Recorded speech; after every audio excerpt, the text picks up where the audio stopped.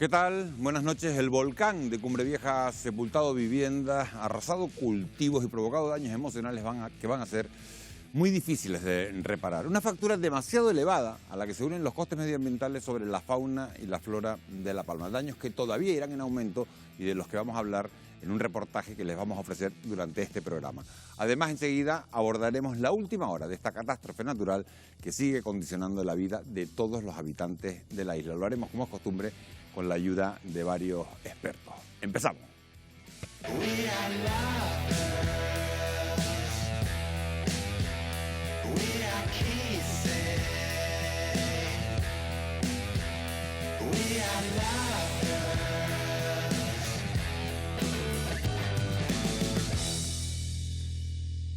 Le damos ya la bienvenida a nuestros invitados de esta noche. Nos acompaña Candelaria Martín, que es doctora en Geología por la Universidad de La Laguna. Buenas noches, Candelaria. Hola, buenas noches. Gracias por acompañarnos. Está con nosotros también Luis Ortega, que es periodista. Luis, bienvenido. Hola, Miguel Ángel. Gracias por estar con nosotros. Y nos acompaña también Jaime Coello, que es director de la Fundación Teleforo Bravo. Gracias, Jaime, gracias por estar con nosotros. Nosotros vamos a empezar yéndonos inmediatamente a la isla de La Palma para conocer, lógicamente, la última hora de lo que está ocurriendo en Cumbre Vieja con nuestro compañero Gonzalo Bon, que está acompañado por Víctor Melo, que es presidente de la Asociación de Volcanes de Canarias.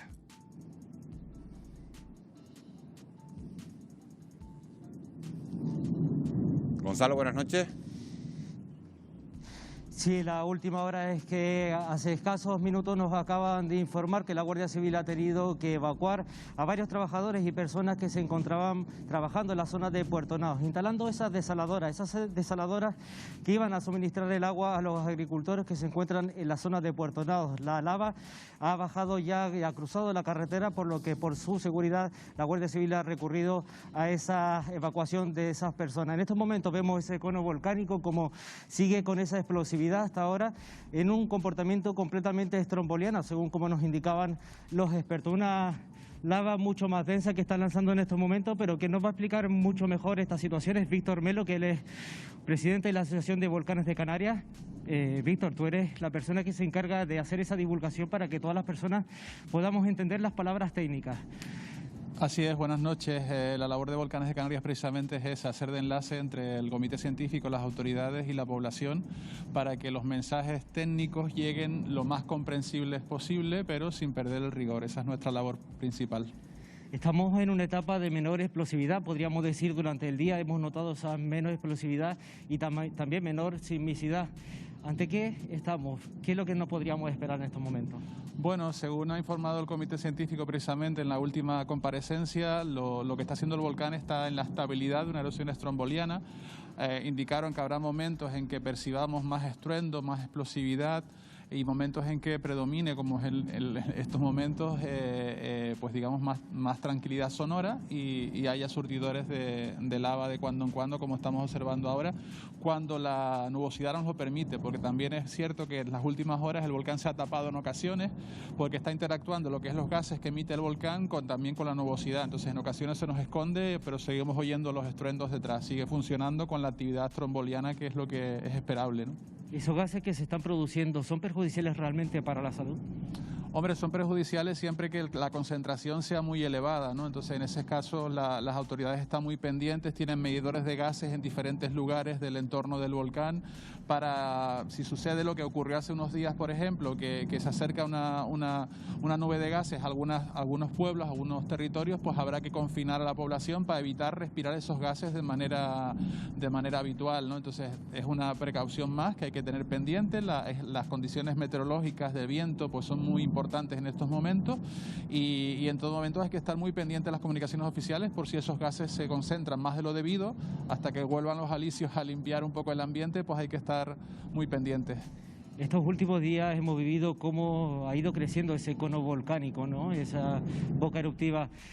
¿Podríamos decir que por la parte del suroeste podríamos estar frente a que se pueda volver a romper ese cono? Sí, esos procesos se han visto prácticamente desde que comenzó la erupción. O sea, es un cono que va creciendo, tiene una altura determinada y de cuando en cuando, debido a las propias explosiones, a la desestabilización, pues ha habido derrumbes en diferentes partes del cono. Es muy probable que de aquí a que acabe la erupción el cono se siga transformando, o sea, forma parte del proceso y así también lo ha indicado el comité científico. ¿Qué posibilidades hay de que salgan nuevas bocas eruptivas?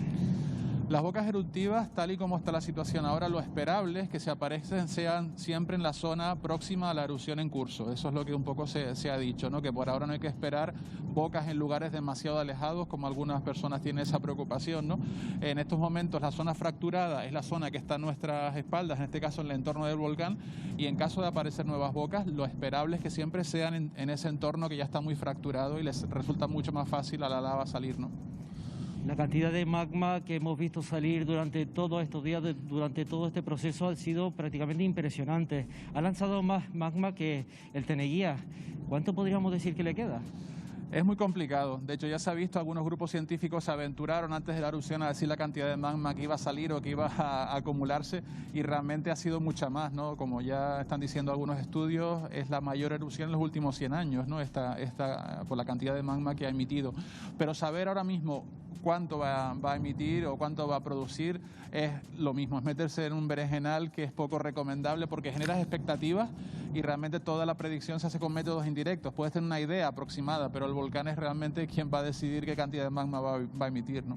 Víctor, muchísimas gracias por tu explicación. Como podemos ver, podemos estar tranquilos en estos momentos porque continúan expertos trabajando y haciendo un seguimiento continuo ante este volcán que estamos viviendo hoy en día. Gracias, Gonzalo. Gracias también a Víctor Melo. Un terremoto, fíjense, de 4,3 grados se producía esta mañana en la zona de Villa de Mazo. Es el mayor desde el inicio de esta erupción volcánica y ha sido, eso sí, bastante profundo. Se ha producido a 35 kilómetros, muy por debajo de la zona en la que se están produciendo la mayoría de los seísmos recientes, que están entre los 10 y 15 kilómetros de profundidad. A mí me gustaría preguntarle a Candelaria Martín, doctora en geología, si es menos peligroso un volcán de esta magnitud, de 4 a 35 kilómetros de profundidad, que uno de 3,6, como el que se ha dado esta noche. Se ha dado uno en Fuencaliente de 3,6 a solo 8 kilómetros de profundidad. ¿Qué es más peligroso? Bueno, depende, por un lado, de la magnitud del sismo y de la profundidad a la que se genere. En este caso, al ser sismos tan profundos, pues obviamente el efecto va a ser menor. Si ese sismo se hubiese producido en niveles mucho más superficiales, pues se hubiese sentido más. ¿A partir de qué profundidad se empieza uno a preocupar, empieza a notar el temblor? Lo mismo, se juega con los dos parámetros, con la magnitud y la profundidad. Se puede sentir un sismo de menor magnitud, de 3, por ejemplo, 3 con algo, si es muy somero, se puede sentir igual que a lo mejor uno de magnitud 4 a mayor profundidad. Pero vamos, ya a partir de estas magnitudes que estamos hablando, 4 con algo, sí que por lo general son siempre sentidos por la población en un entorno próximo. Le pregunto tanto a Candelaria como a Jaime Coello. Hay una nueva lengua de lava que ha caído este mediodía al mar. Lo ha hecho entre la playa de Los Guirres y del Charcón en su trayecto. Bueno, pues están los cultivos de la zona de las ollas, y el único núcleo poblacional que está deshabitado de esa zona y evacuado es el núcleo de la Bombilla, que se encuentra más al sur de donde está desembocando esta nueva lengua. ¿Se puede calcular de manera aproximada el número de hectáreas que podrían verse afectadas en total por esta erupción? Es muy complicado. En otras erupciones se ha utilizado la cuestión de vuelos que hacen fotografías topográficas. Lo importante es saber también la cantidad de metros cúbicos de material que está emitiendo el volcán, y hacen falta una serie de medios que a veces es muy complicado obtener. Sabemos que en otras erupciones, por ejemplo en la de Islandia, ese volumen de metros cúbicos se calcula con esos vuelos y esas pasadas de aviones en determinados momentos, y llegar a estimar la cantidad de hectáreas que va a afectar es difícil, porque realmente es muy complicado a veces también saber cuál va a ser la trayectoria de la lava. Claro, pero ¿se esperaba, por ejemplo, esta nueva lengua de lava que ha salido hoy, Jaime? Los únicos ojos que tenemos actualmente en el terreno básicamente lo constituyen determinados equipos de geólogos trabajando en campo, que a veces juega al escondite, las coladas juegan con ellos, hay que decirlo así, yo me vi en esa situación, y luego los drones. Incluso con los drones a veces es muy difícil hacer un seguimiento y realmente sí que parece que esta colada no se esperaba y yo creo que hay un golpe emocional muy duro porque afecta a la parte, digamos, más fértil en cuanto a cultivo de plátano de toda Canarias. Luis Ortega conoce perfectamente esa zona, es la zona de las ollas, Luis, fincas de plátanos, y la visión que nos están dando los drones sí nos permite ver en qué punto exacto, por primera vez en una erupción, en qué punto exacto está la colada, en qué punto se para, a qué fincas afecta, a qué fincas no. Bueno, la zona de las ollas ya tiene una historia volcánica importante, porque fue una zona generada por el volcán de San Juan y que significó una arriesgada colonización de ese territorio con tierra de monte, una operación especulativa indudablemente que generó la zona más rica y mejor de plátanos de toda Canarias por rendimiento, y curiosamente ahora, 70 años después, 73 años después, un volcán afecta a esa zona y la castiga cuando el volcán prácticamente le había regalado. Los volcanes son grandes arquitectos y al mismo tiempo son grandes destructores. Es Saturno devorando a sus hijos, es la historia de la Tierra que tiene esas paradojas siempre crudas y siempre dolorosas. Lo de las ollas para mí es como casi profético. Estás hablando de destrucción y hoy precisamente Juan Carlos Carracedo, al que esperábamos esta noche aquí, pero bueno, ha tenido un contratiempo y no se ha podido acercar, ha dicho, lo decía en la prensa, que la erupción de este volcán es la más destructiva que ha habido en Canarias. Y ha puesto el ejemplo de tener una granada en la mano. ¿Es así, Candelaria? Bueno, es la más destructiva, pero también es consecuencia un poco del crecimiento poblacional que hemos tenido. O sea, no es porque sea mucho mayor en magnitud, sino que bueno, la sociedad cada vez es más vulnerable. Cualquier desestabilización pues nos afecta a los sistemas de comunicaciones, a las conducciones de agua, a las carreteras, a los sistemas de comunicaciones, etcétera, ¿no?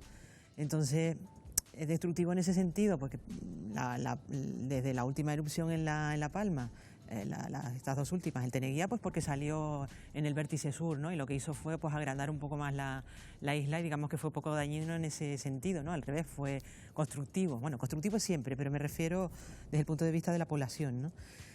O la del San Juan, ¿no? Que estamos hablando. Pero es que en esa época la población era mucho menor. Ahora tenemos pues asentamientos de población diseminados pues, prácticamente por toda la isla. Entonces, que salga por donde salga, pues siempre va a afectar a alguien, ¿no? Hay un dato llamativo de los que hemos podido seguir todos prácticamente con esa cámara que tiene Televisión Canaria instalada, enfocando de manera permanente hacia ese volcán de Cumbre Vieja. Hemos ido viendo cómo va cambiando la configuración, cómo va cambiando la morfología. Les pregunto a los especialistas, ¿son normales esos cambios en la morfología del cono volcánico por los sucesivos procesos, Jaime, de crecimiento y reconfiguración? ¿A qué se deben esos cambios? Desde el primer día yo llegué a la erupción la noche que se inició y se ha visto un cambio. El volcán ha ido adquiriendo 1000 caras. Al principio era una pequeña bandita de piroclastos, estoy hablando del cono. Después se forman esas sucesivas bocas y el volcán ya llegó a tener forma de herradura, como el que tuvo cuando se produjo el último desplome, porque no es el primer desplome que se produce. En los primeros días ya se produce un desplome. ¿Por qué? Porque todo ese material que se acumula hace que el cono se vuelva inestable. Nosotros tenemos que ver que por un lado el volcán está soltando una gran cantidad de piroclastos, son materiales de proyección aérea que van cayendo en el entorno y además va fluyendo lava que en ocasiones también erosiona, ese flujo de lava permanente erosiona determinadas partes del cono. Llega un momento en que el cono colapsa. Y sí que es verdad que si se hiciera un continuo de fotografías del cono o de imágenes, y se ha hecho y se ha visto, se ve cómo va cambiando. ¿Tiene un sentido? Efectivamente, tiene un sentido porque realmente todo responde a cómo determinados centros de emisión son cubiertos por material, con lo que adquiere una determinada forma. Esos conductos se destaponan por colapso o por explosión y vuelve a adquirir esa forma de herradura que ha tenido algunos días, ¿no?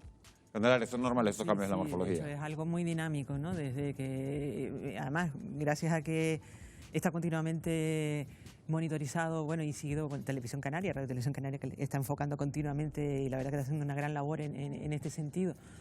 continuamente retransmitiendo imágenes las 24 horas del día. Claro, es que vas viendo del el movimiento al que minuto, ¿no? Si vas hacia atrás y lo reproduces, ves cómo ha ido, ¿no?, ganando altura, volumen, se abren nuevas bocas, otras se cierran, se vuelven a abrir, se abren nuevas fisuras. Luego en el campo de lavas pues también es algo también muy dentro de que últimamente, digamos que ya está un poco estabilizándose el campo de lavas, porque realmente lo que se ha generado es un campo de lavas ahí. Se está estabilizando un poco la trayectoria, digamos, ¿no?, aunque tengamos diversificaciones o ramales, como este último que ha ocurrido, que ha llegado a la zona de las Ollas, ¿no? Pero más o menos está dentro de acotado dentro de un campo, ¿no? Llega un momento en que precisamente con la formación de tubos volcánicos que se están generando, tienen un efecto de estabilizar, digamos, la trayectoria de esas coladas, ¿no? Precisamente vamos a hablar de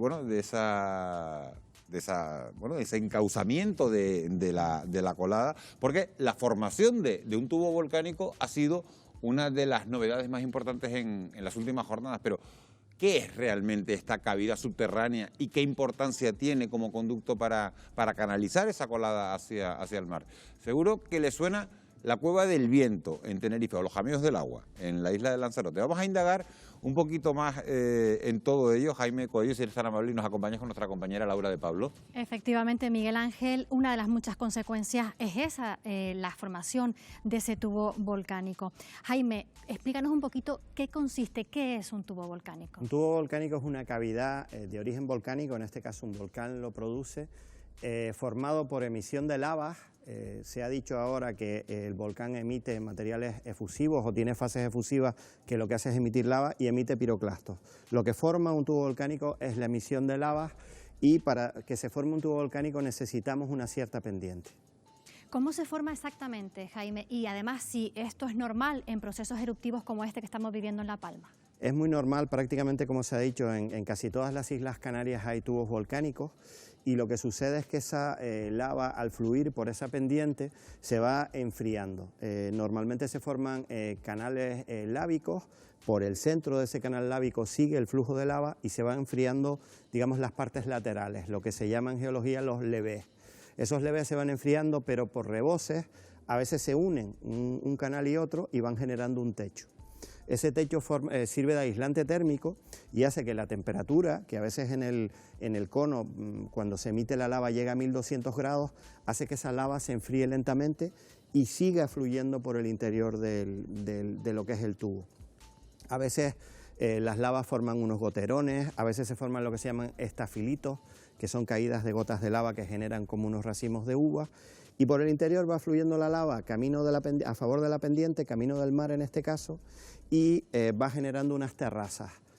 Vemos en los tubos que se han ido formando cómo van formando diferentes niveles.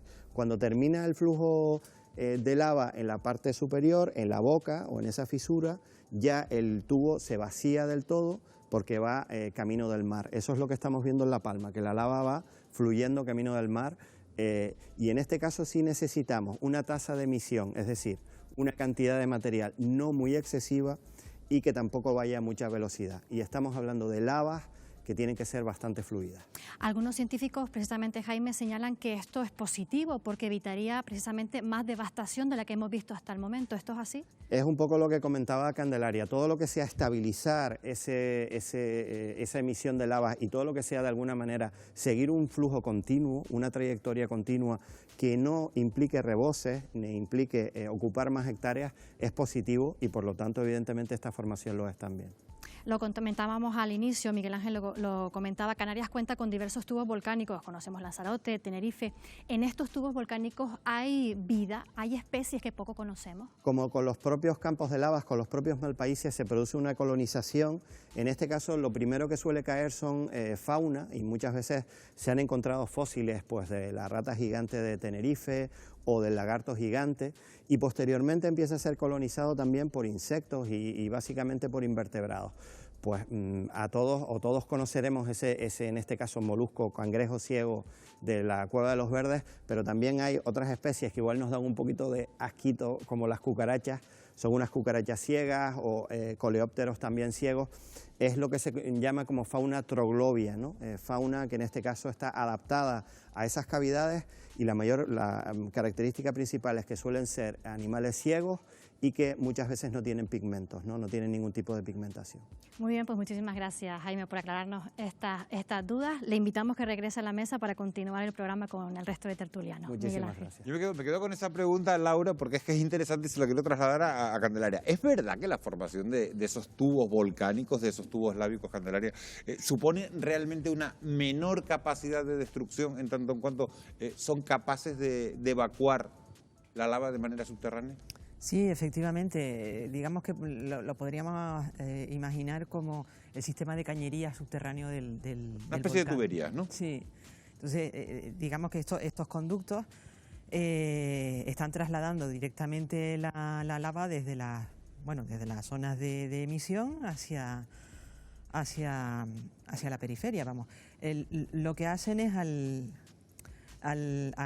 tener estas cavidades cerradas, pues favorece que se mantenga la lava más fluida en su interior y ayuda, digamos, a evacuar pues todo ese volumen de magma de una forma más directa y encauzada, ¿no? O sea, lo que hace es encauzar y, como decía anteriormente, estabilizar la trayectoria de estos flujos lábicos, ¿no? Entonces, en ese sentido, pues evita la expansión lateral o, como bien decía Jaime, el que las lavas pues se derramen lateralmente, ¿no? Mientras esa estructura se mantenga,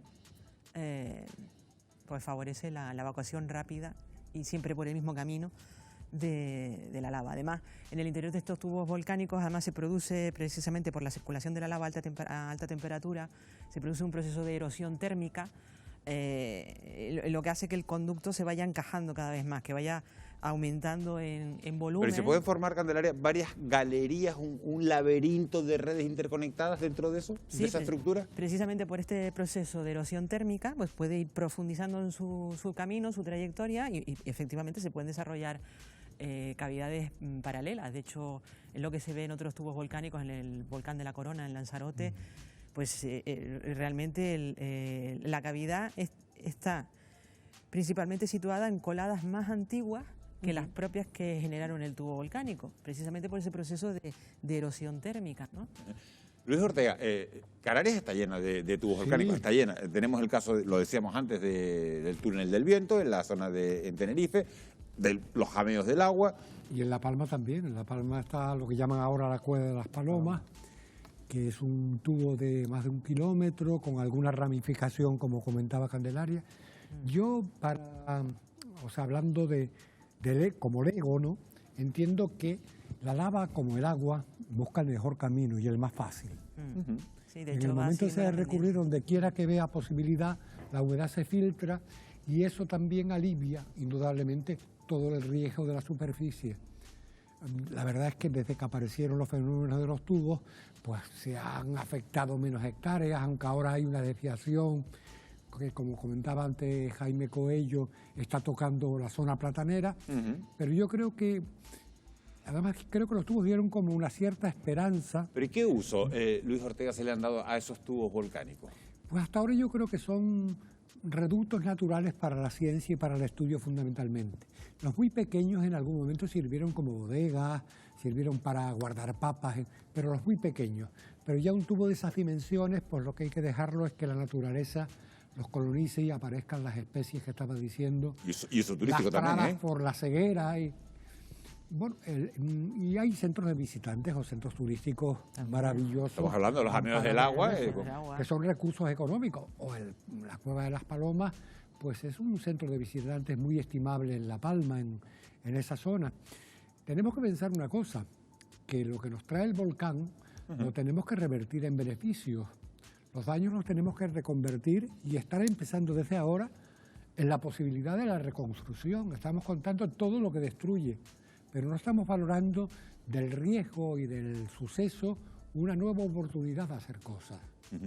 En un futuro, los expertos nos van a tener que mostrar la evolución de este nuevo tubo volcánico en la isla de La Palma. También vamos a conocer cómo será geológicamente y el ecosistema que se irá formando con el paso de decenas de años. Pero mientras esperamos a que todo esto suceda, el volcán está alterando, entre otros muchos parámetros, la fauna, por ejemplo, y la flora de la isla. Lo vamos a ver hoy en un reportaje que hemos titulado La factura del volcán, y será justo después de una pausa publicitaria. Regresamos enseguida, no se vayan.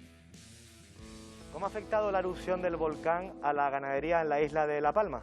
Fatal, porque le cambias como un poco el metabolismo al animal. El animal está acostumbrado a comer un tipo de forraje, tener una soltura. Aparte es el factor emocional, el animal no está cómodo, el animal está nervioso. Son animales que se están sometiendo a un estrés superior a lo habitual, en tanto que estaban en sus corrales, en sus granjas y demás, y han venido a sacarlos de ahí para trasladarlos a otras zonas.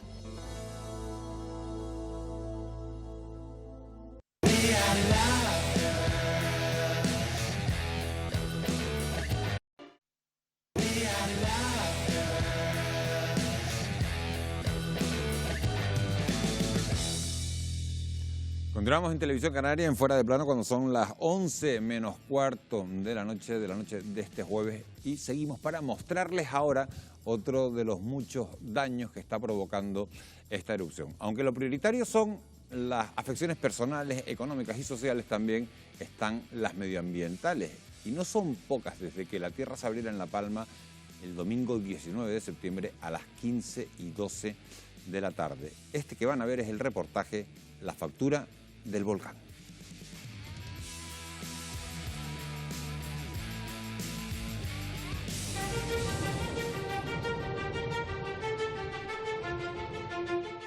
Viviendas, edificios públicos, terrenos, cultivos.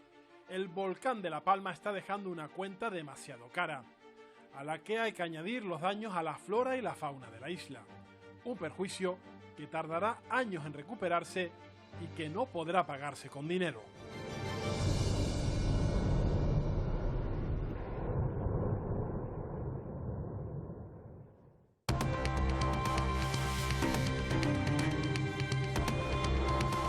A pesar de tener una superficie de poco más de 700 kilómetros cuadrados, la isla de La Palma alberga una gran diversidad paisajística, en donde podemos encontrar más de 900 especies de plantas silvestres, 43 de ellas endemismos, y un gran número de especies animales. Estas cifras pueden variar a la baja cuando se conozcan los daños definitivos del volcán.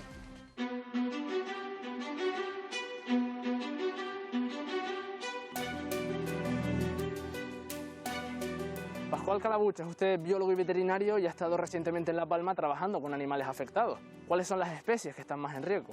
Por donde corrió la colada en primer término, que era una zona de mal país, pues allí tenían que haber pardelas criando, tenían que haber petreles, puede que hubiera algún paillo también, aves marinas, que les gusta ese tipo de terreno para criar, y esas pues habrán quedado enterradas en la lava. Yo creo que a la flora a corto plazo incluso le va a venir bien. Todo este polvillo es aporte de materia mineral, son muchos oligoelementos que van ahí en la lava. En caso, por ejemplo, de que mañana se cerrara la actividad volcánica, ¿cuánto tiempo aproximadamente tardaría en recuperarse todo? Si te refieres al suelo que ahora está quemado y que es una colada lávica, pues en unos pocos años empezará a ser colonizada por los líquenes, que son los primeros que llegan, luego se irá degradando, aparecerá polvito, crecerá un berode, crecerá una tabaiba, y poquito a poco, con todo el tiempo, la lluvia, el viento, se irá degradando. Un factor positivo y un factor negativo de la erupción volcánica en relación a la flora y a la fauna.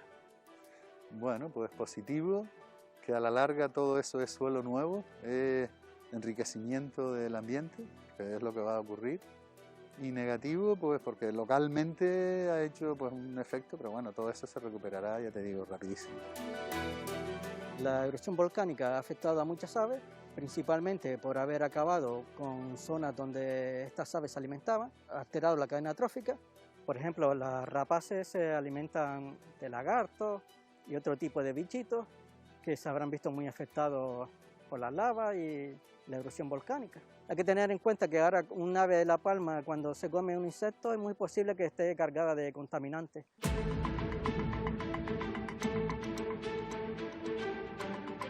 Las especies marinas tampoco escapan a la factura de este fenómeno natural. Fernando Tuya, doctor en Ciencias del Mar, ¿qué consecuencias está teniendo la llegada de la lava al mar en la isla de La Palma? Realmente no lo sabemos porque a día de hoy no sabemos la cantidad final o el volumen final de magma que va a llegar a lo que es el mar. Inicialmente va a producir y está produciendo una serie de alteraciones físico-químicas y biológicas justamente en la columna de agua donde ha llegado. Es verdad que el magma está llegando en una zona relativamente arenosa, con fondos sedimentarios, por tanto inicialmente con una cierta pobreza en lo que sería la riqueza biológica. Obviamente va a producir un impacto local en aquel lugar donde está llegando.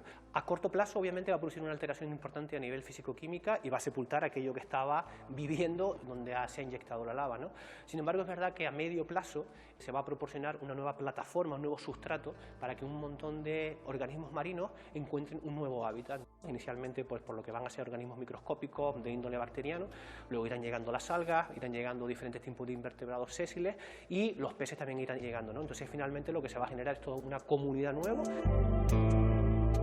¿Qué diferencias hay entre la erupción volcánica actual y la erupción del Hierro de hace 10 años? En el Hierro inicialmente el impacto del Boca fue un volcán obviamente netamente marino. Inicialmente produjo una alteración muy grande en las condiciones físico-químicas del agua, con fenómenos de acidificación, anoxia, se produjo una mortalidad masiva de peces. Sin embargo, a largo plazo pues ha producido una fertilización, un aumento de la riqueza de lo que son los nutrientes en el agua. Entonces siempre por eso digo que es importante las respuestas mirarlas o integrarlas a corto, medio y largo plazo.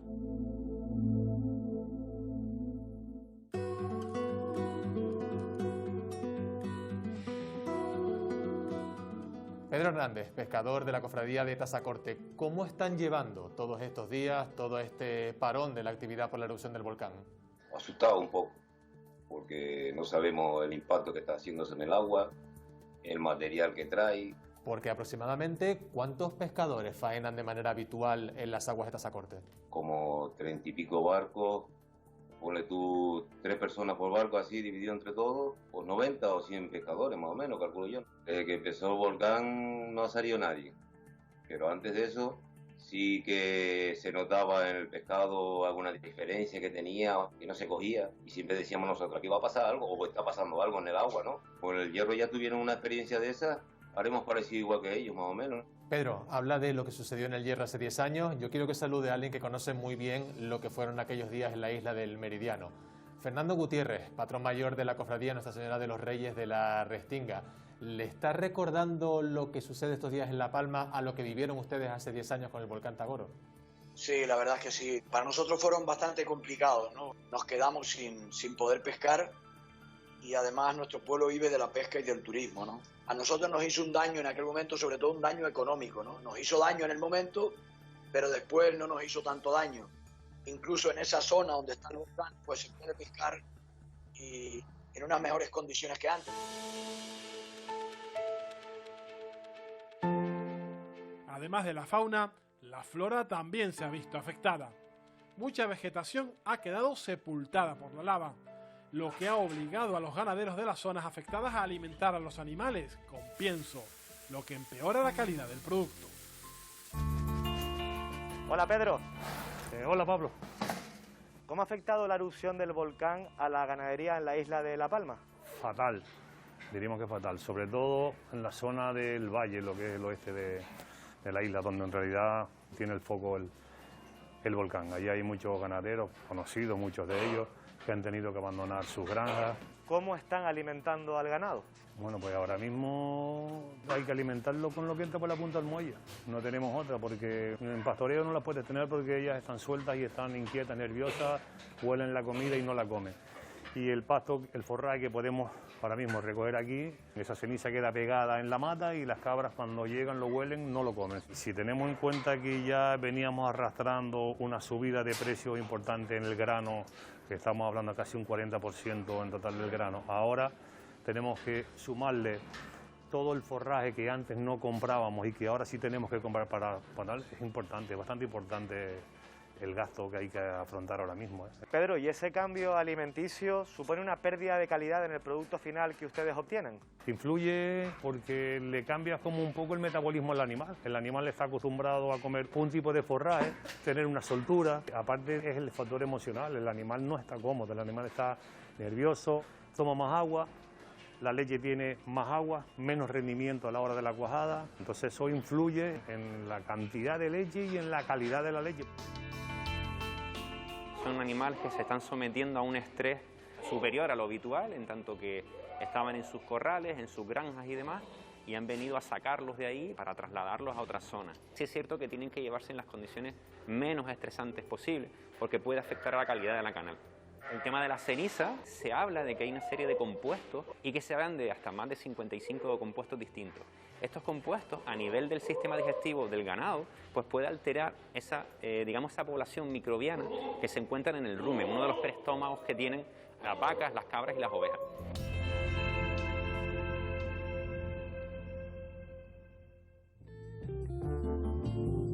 Agua y sed. Serio problema. Pero no todos los efectos del volcán son visibles a simple vista.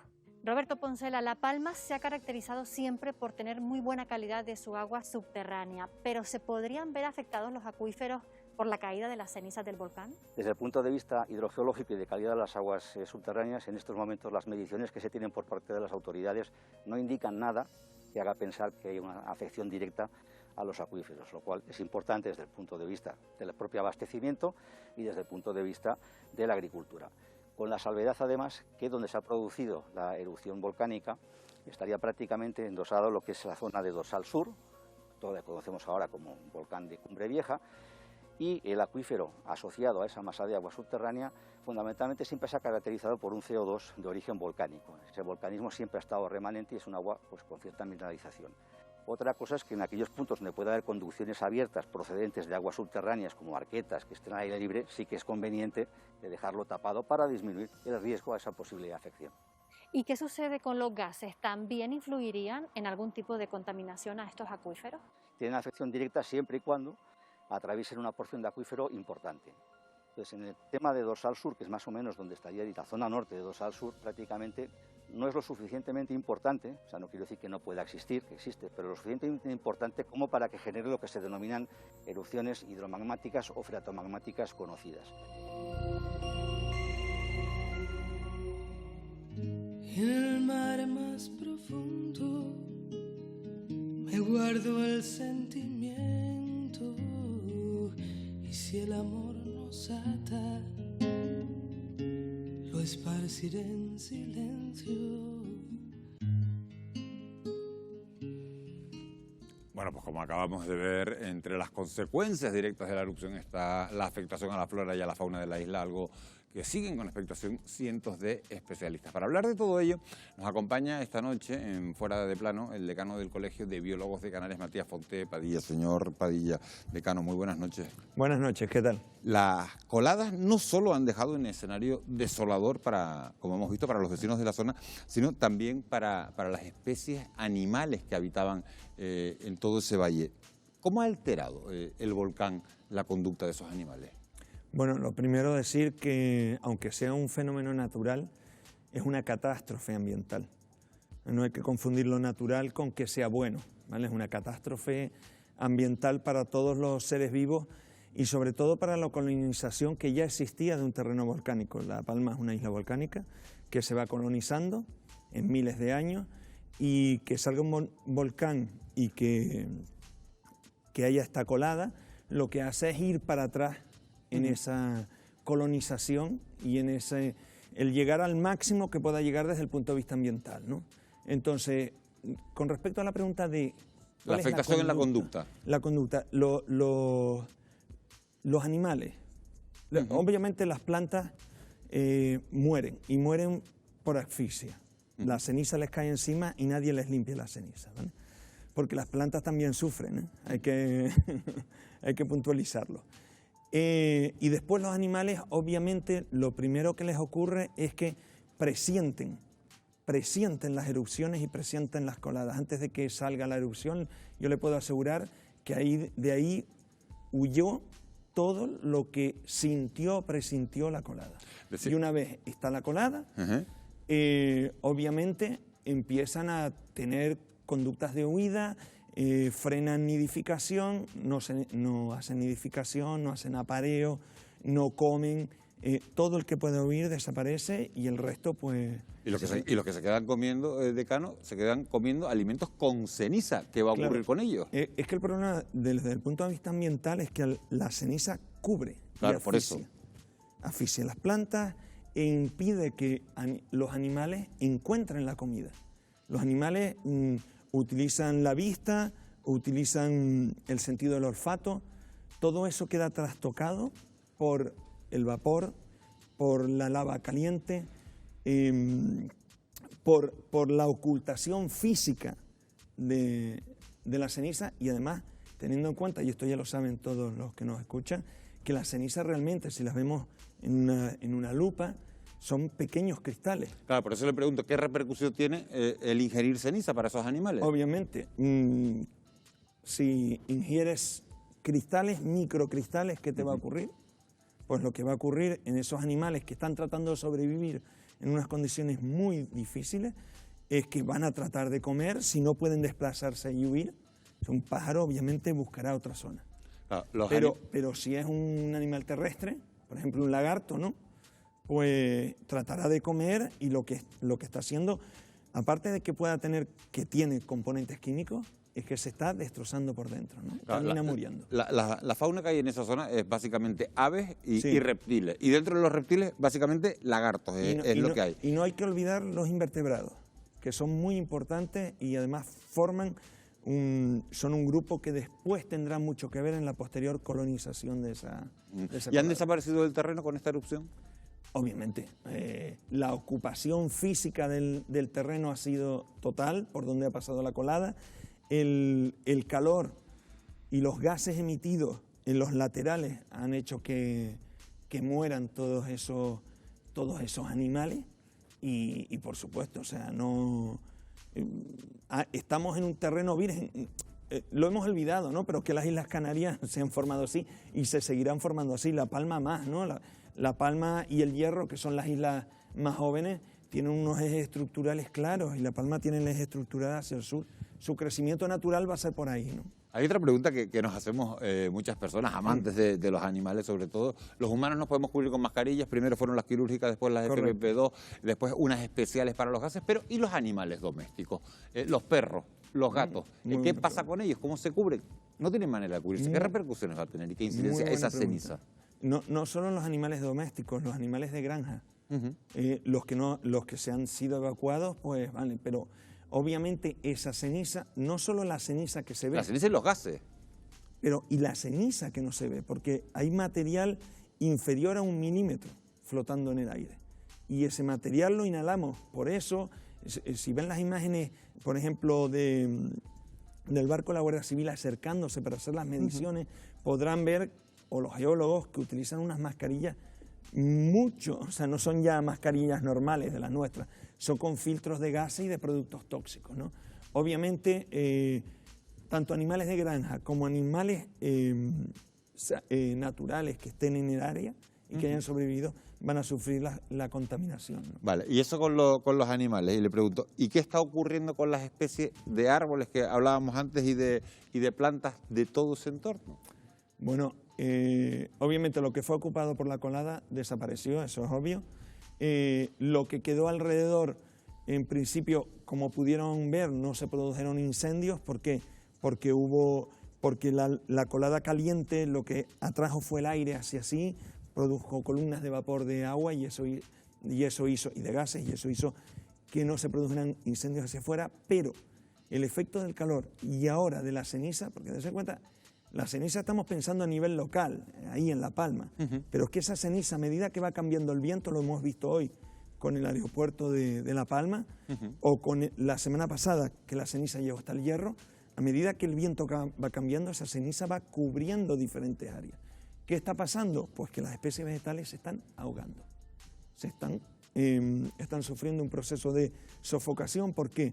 Porque las plantas respiran por las hojas, abren sus estomas, reciben el aire y pueden realizar la fotosíntesis porque reciben el sol. Ninguna de estas dos acciones la pueden realizar si están cubiertas de ceniza. Gracias, decano, por todas estas explicaciones muy interesantes. De nada. Muchas gracias por estar en directo Fuera de Plano. Nosotros seguimos avanzando y nos vamos a fijar ahora en las consecuencias de la erupción sobre el medio marino. Para profundizar en este tema, nos vamos a conectar vía Skype con Tomás Vázquez, que es responsable de las actividades de geología de primera expedición del Instituto Español de Oceanografía, que se desplazó a La Palma. Muy buenas noches, señor Vázquez. Hola, buenas noches.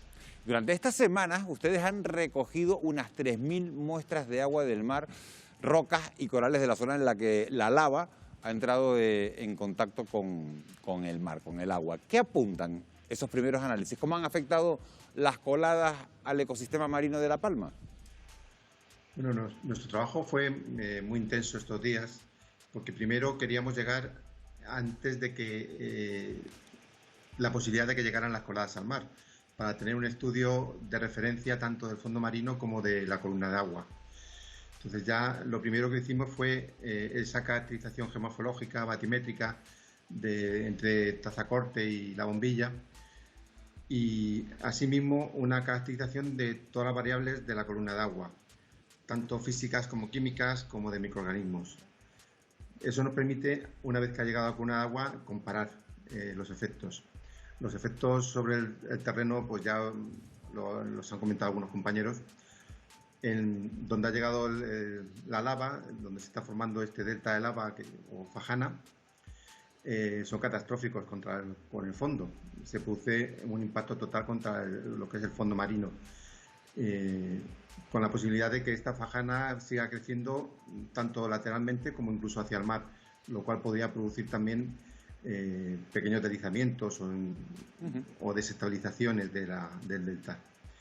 Y sobre la columna de agua, pues lo que está produciendo es una serie de anomalías. De entrada, pues el aumento de temperatura, claro, mucho más mayor cerca de donde ha llegado la colada, que con imágenes térmicas pues han medido hasta 50 grados de temperatura, o sea, una anomalía de cerca de 25 grados con respecto a la que tendría que tener. Y según nos vamos alejando, pues a 500 metros sí que seguimos teniendo anomalías de hasta 7 grados. O sea, una anomalía importante, que va acompañada de una pérdida de oxígeno. Con lo cual, ambas variables, incluso con también una pequeña disminución del pH, pero son variables que están afectando al ecosistema. Señor Vázquez, se ha hablado mucho de cómo afectó al medio marino el volcán del Hierro, Tagoro. Sin embargo, aquella fue una erupción, lo recuerdan todos nuestros espectadores, submarina. ¿Podemos esperar una recuperación más rápida en el medio marino de La Palma que en el del Hierro? Claro, tienes que imaginarte, el volcán que tenemos hoy en día, pues en el Hierro lo teníamos debajo del agua. O sea, toda la explosividad que tiene lo que estamos viendo aquí, lo teníamos también debajo. O sea, afectó muchísimo más. El impacto fue tremendo.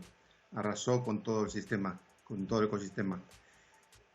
Aquí tenemos un impacto, en cierto modo, un poco más local sobre el fondo marino. Es donde está llegando la lava en contacto con el mar. Es también bastante agresivo, pero de una forma más local. Entonces, cabe esperar que se recupere antes, sí. Sobre todo lo que es la ictiofauna, los animales que viven en la columna de agua. El próximo lunes va a llegar a la isla el buque el Ángeles Alvariño y con él la tecnología más sofisticada, ya que va a trabajar con el robot submarino Liropus 2000. ¿Qué va a aportar este robot? Bueno, de entrada va a aportar un conocimiento de más detalle de cómo son los procesos que están sucediendo en el fondo marino. Si estamos teniendo este avance de coladas que te decía por delante del delta, la plataforma en esta zona es muy estrechita, de forma que es muy posible que parte de las coladas que llegan al delta se estén deslizando poco a poco por el talud, en unos cañones que hemos localizado. Entonces, primero nos permitirá comprobar que existen si existen o no esos deslizamientos de la lava, si se están moviendo ya también hacia el talud, y nos permitirá comprobar cómo está afectando a todo lo que es el ecosistema, el hábitat bentónico, cómo son los organismos, cómo está afectando los organismos que viven sobre el fondo en torno a unos 500 metros del delta de lava. Tomás Vázquez, responsable de las actividades de geología de la primera expedición del Instituto Español de Oceanografía que se ha desplazado hasta la isla de La Palma. Muchísimas gracias por haber estado esta noche en directo aquí en Fuera de Plano. Quiero decir una cosita nada más, que es simplemente el compromiso que tiene el Instituto con la sociedad de La Palma. Por todo lo que hacemos es intentar estudiar este proceso para poder mejorar en el futuro el conocimiento que tenemos y mejorar la prevención de estos procesos. Pues ahí queda esa precisión. Muchísimas gracias. A vosotros. Buenas noches. Y del mar nos vamos a ir ahora al aire, porque todos los elementos juegan un papel fundamental en este proceso. Algunos, como hemos comprobado en los últimos minutos, afectan a la flora y a la fauna marina. Otros tienen su grado de influencia en la salud de las personas, como es el caso de la calidad del aire y la toxicidad debido a esas partículas de ceniza de las que hemos hablado y de los gases que emanan del volcán. Vamos con este asunto. Le pregunto a nuestros invitados. Candelaria Martín, la emisión de dióxido de azufre a la atmósfera ayer miércoles fue de 13.100 toneladas, una tasa de emisión alta y que lleva a los expertos a descartar de momento el fin de la erupción a corto plazo. Sí, efectivamente. Mientras la tasa de emisión de dióxido de azufre se mantenga en valores altos, pues no es previsible la remisión así a corto plazo, ¿no? Esos datos están siendo tenidos por el Involcan, quien está centralizando esa parcela de estudio concreto. Y efectivamente, con esos valores, pues vamos a tener volcán todavía. Le pregunto sobre este tema también a Jaime Coello. Este jueves 7 de octubre se ha notificado una gran intensidad en las concentraciones de dióxido de azufre en toda la zona prácticamente del Valle de Aridane, siendo más intenso en El Paso. Les doy el dato exacto: 667 microgramos metro cúbico a las 7, superando el nivel de alerta que está establecido en 500. Lo ha hecho dos veces ha superado ese nivel, y la información ha sido remitida por el Instituto Geográfico Nacional. ¿Qué supone todo esto, Jaime? Pues supone evidentemente una afección también a las personas, ¿no? Tenemos que recordar que además es que el Valle de Aridane está sufriendo un episodio de calima, como está sufriendo el resto de las islas, y realmente en estas condiciones a veces es complicado. La gente que tiene afecciones respiratorias está sufriendo especialmente. Ese olor persistente que a veces da, según el gas de que se trate, a veces es más parecido a pólvora, otras veces es más parecido a esos huevos podridos. Y realmente lo que preocupa es el mantenimiento en el tiempo de una calidad del aire que no sea adecuada y buena para la salud humana, ¿no? Yo creo que eso es algo que está ocupando mucho al comité, al PEVOLCA. Se barajaba en algún momento pues establecer incluso estaciones de las que van en vehículos de manera permanente para hacer esas lecturas de calidad de aire, y creo que bueno, que se han hecho confinamientos parciales. Se ha barajado en alguna ocasión hacer evacuaciones y se ha llegado a hacer alguna evacuación, por ejemplo, en Tajuya. Y yo creo que este es uno de los aspectos de la erupción que desde un punto de vista humano más nos tiene que preocupar, ¿no? Pues en este punto precisamente vamos a ampliar el foco y vamos a situarlo a miles de kilómetros, porque los efectos de la erupción se están percibiendo, fíjense, al otro lado del Atlántico. El efecto de los gases y la columna de ceniza ya ha expandido restos del volcán de La Palma en lugares tan distantes como el océano glacial ártico o el Caribe. Laura, tienes más datos, ¿verdad? Así es, Miguel Ángel. El volcán de Cumbre Vieja continúa emanando grandes cantidades del material volcánico. En algunos momentos la columna de humo ha superado incluso los 5.000 metros de altura, dispersando cenizas y gases en la atmósfera que ya han llegado a otras partes del mundo. De hecho, este volcán se ha convertido en el principal foco de dióxido de azufre del planeta, y sus emisiones han alcanzado el norte de África, el sur de la península ibérica y zonas de Europa del Este. Incluso se han detectado en el océano glacial ártico, concretamente en el archipiélago de Svalbard en Noruega, como lo ha confirmado el propio programa Copérnicus. Además, la nube de polvo del Sáhara que llegó al Caribe estos últimos días contenía también cenizas volcánicas y azufre procedentes de La Palma. Según los datos recientes que ofrece la Agencia Espacial Europea, estos gases llegaron a Puerto Rico, a República Dominicana y a Cuba, aunque en estos momentos estos materiales se mueven por el entorno de Canarias. El dióxido de azufre, que es uno de los gases principales que emite el volcán, asciende la vertical en torno a unos 3-5 kilómetros en la atmósfera y de ahí se desplaza y se dispersa, ¿no? Este gas sí tiene más posibilidades de llegar más lejos, pero en estos momentos hemos visto que lo que es la difusión y el transporte prácticamente se queda en el entorno de Canarias. También hay que recordar que desde que el volcán despertara el pasado 19 de septiembre ha vertido más de 250.000 toneladas de dióxido de azufre. Y la emisión de este gas está estrechamente relacionada con la cantidad de magma que el volcán expulsa.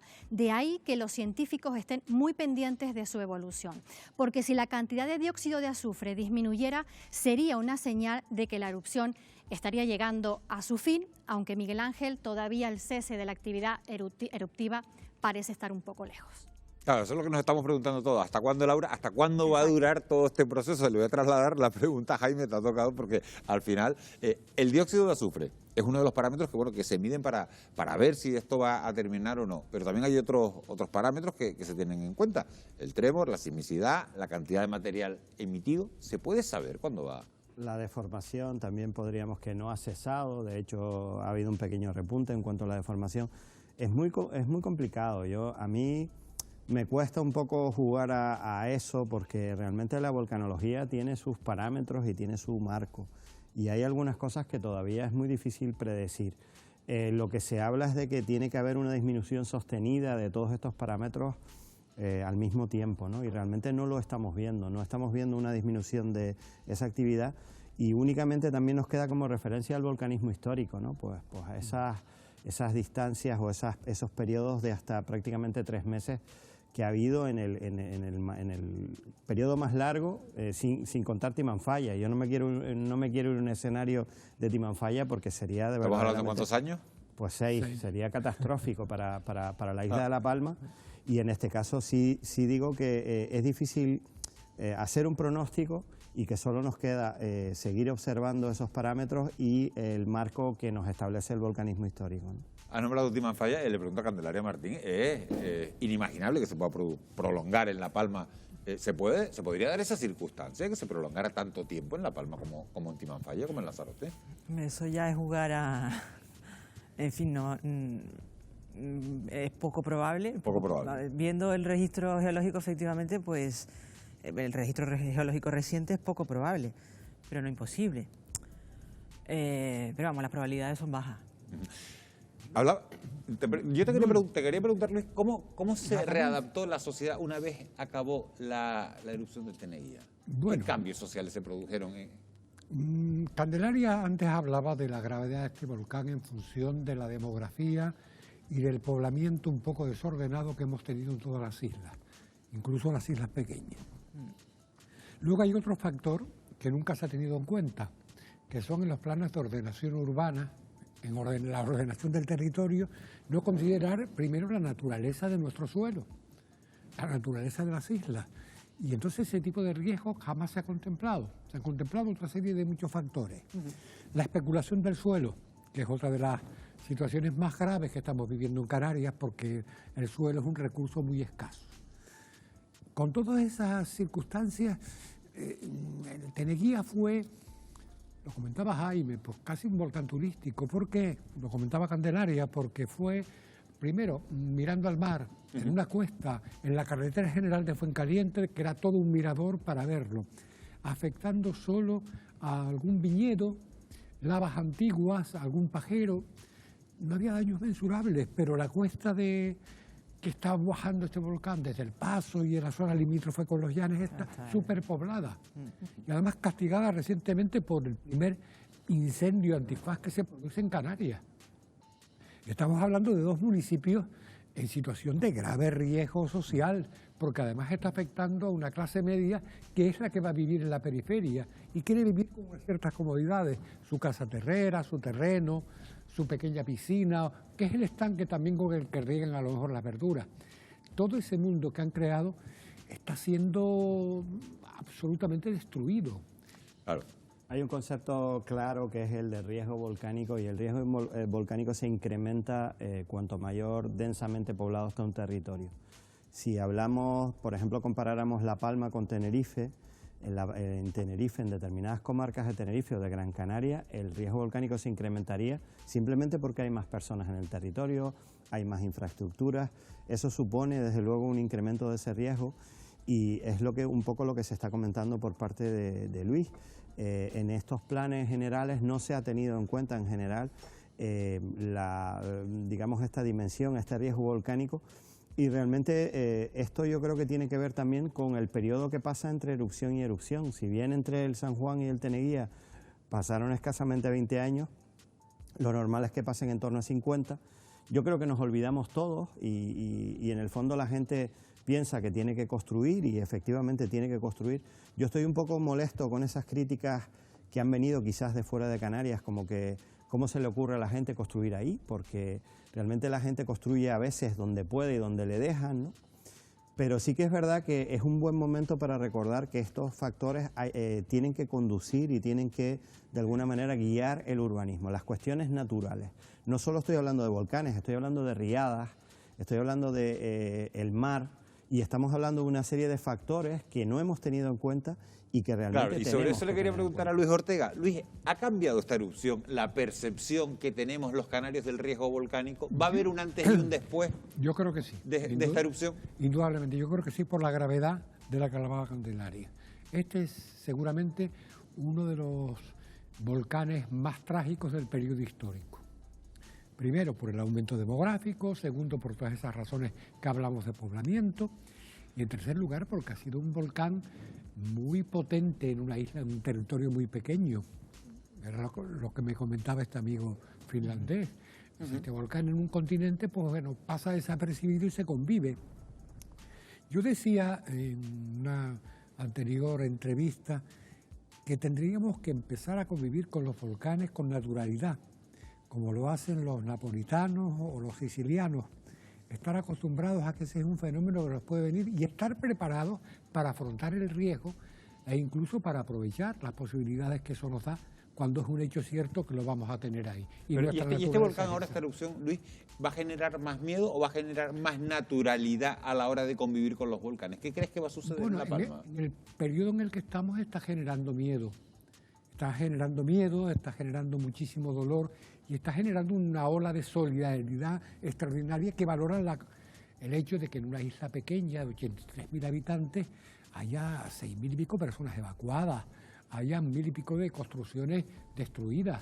Yo creo que a partir de ahora, pues aparte de la solidaridad, que hoy vengo de un acto muy importante que fue una conferencia de ministros de justicia de las áreas española, hispánica, vamos a llamarlo así, y portuguesa, donde 28 representantes de otros tantos países, todos sin excepción en sus intervenciones, en un foro para constituir una plataforma de cooperación jurídica virtual llamada Ibera, todos ellos se refirieron con palabras muy cariñosas y muy preocupadas a ese tema.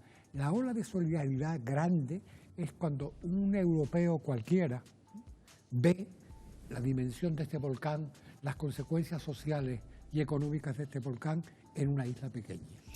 Lo que está claro es que lo que ha ocurrido en La Palma deja claro que la actividad volcánica sigue viva, muy viva en Canarias, en este archipiélago. Sin embargo, esta actividad no es ni mucho menos de las más peligrosas. Vamos a hacer una pequeña pausa para la publicidad y enseguida vamos a regresar con los llamados supervolcanes, que son altamente explosivos y además los científicos los cifran aproximadamente en una veintena a lo largo de todo el mundo. Les vamos a contar dónde están y cuáles son las consecuencias cuando entran en erupción. Se lo contamos enseguida, a la vuelta a publicidad, no se vayan.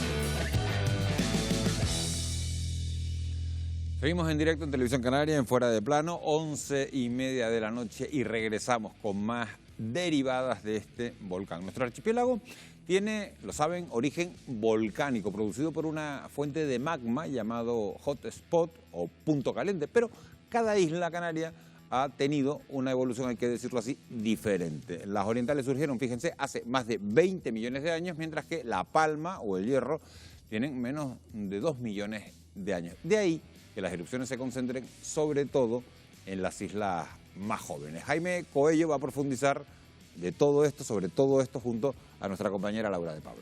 Efectivamente, Miguel Ángel, pues todos sabemos que Canarias, como tú decías, tiene este origen volcánico, pero poco sabemos cómo se han formado y aprovechando que te tenemos en plató, Jaime, vamos a profundizar en este aspecto. Fuerteventura y Lanzarote son las islas más antiguas del archipiélago. ¿Qué características tienen, Jaime? Pues sí, empezando por Lanzarote, si quieres, que tiene algo más de 15 millones de años. En cada isla convive lo viejo y lo joven.